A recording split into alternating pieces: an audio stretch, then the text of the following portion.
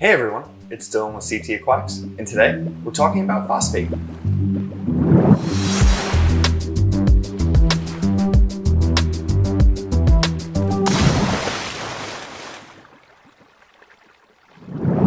So what is phosphate and what is its role in our reef tank?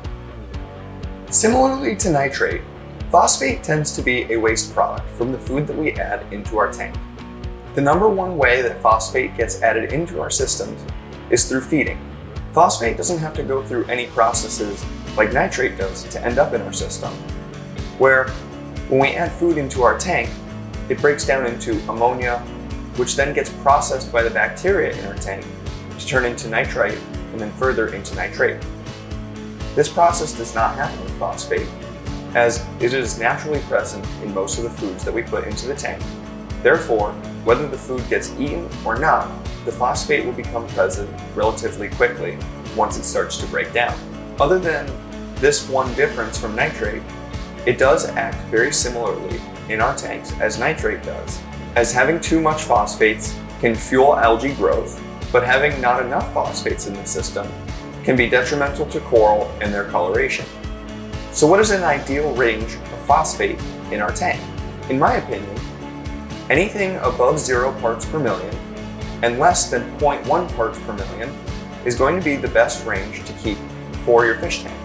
Although I personally like to keep mine between 0.03 parts per million and 0.05 parts per million. So you may be asking, why such a small range for phosphates? The reason for this is simple. If you have no phosphates in your tank, living plants such as algae or the zooxanthellae that is in our coral cannot grow. They will start to die off and waste away. So having no phosphates means that the inhabitants, specifically the coral, will die off. Phosphates tend to have much less of an effect on fish. But having too high of phosphates can cause issues in that coral calcification stops once phosphates tend to go above 0.15 parts per million, meaning your coral still won't grow. Having high levels of phosphates also can fuel nuisance algae growth, much more so than nitrates. Having high levels of phosphates in your tank with any amount of nitrate generally results in a major algae bloom. Having phosphates above 0.05 parts per million also can contribute to a browning coloration within coral, meaning that although your coral will gain color, a lot of this color will be undesirable. Having a lower level of phosphate between the 0.03 parts per million and 0.05 parts per million, while maintaining a nitrate level between about 5 and 10 parts per million, is ideal for coral coloration in my opinion. So how do we measure phosphate in the reef tank? There are many different test kits out there, but the best in my opinion is the one from Hanna Instruments.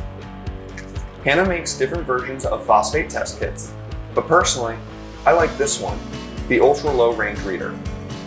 I like the Ultra Low Range Reader because it gives a reading of phosphates in the range that is going to be most useful for us reefers, anywhere from 0.00 parts per million to 0.90 parts per million.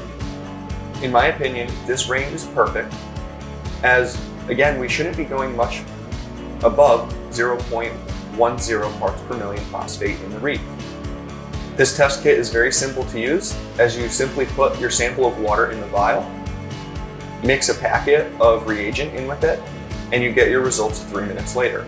So if your phosphate levels get too high, how would you lower them? Well, there are many different options for lowering your phosphates in the system. You can add absorbent material, such as granular ferric oxide, or GFO, as this is the #1 absorbent material for removing phosphates from the system. There are other options for absorbents as well. Another great option for quick removal of phosphates is to add in a liquid binder, such as Brightwell's Phosphate E. Phosphate E is nice because you can do a calculation that they have written right on the bottle based on your system volume, add the dosage right into your protein skimmer, and within a short period of time, your phosphates will come down to your target number based on the calculation you perform. Either of these methods can be effective in removing phosphates along with regular water changes. As stated before, it is super critical to keep your phosphates in that tight range in order to 1. Avoid coral death or loss of growth, to maintain color, and to help reduce nuisance algae growth. If you do have a lot of coral in your tank and a lot of growth, you may be having the opposite issue where you need to increase your phosphate levels, as your coral is absorbing all of it and leaving you at 0.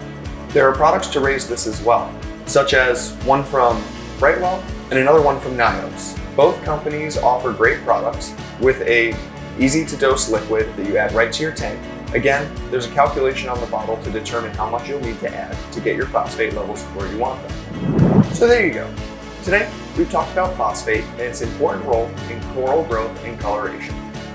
Hope you enjoyed what you saw, and remember, please like, subscribe, and ring the bell for notifications to join us on our journey through the sea. Or drop a comment below and let us know what you thought of the video. Thanks for watching.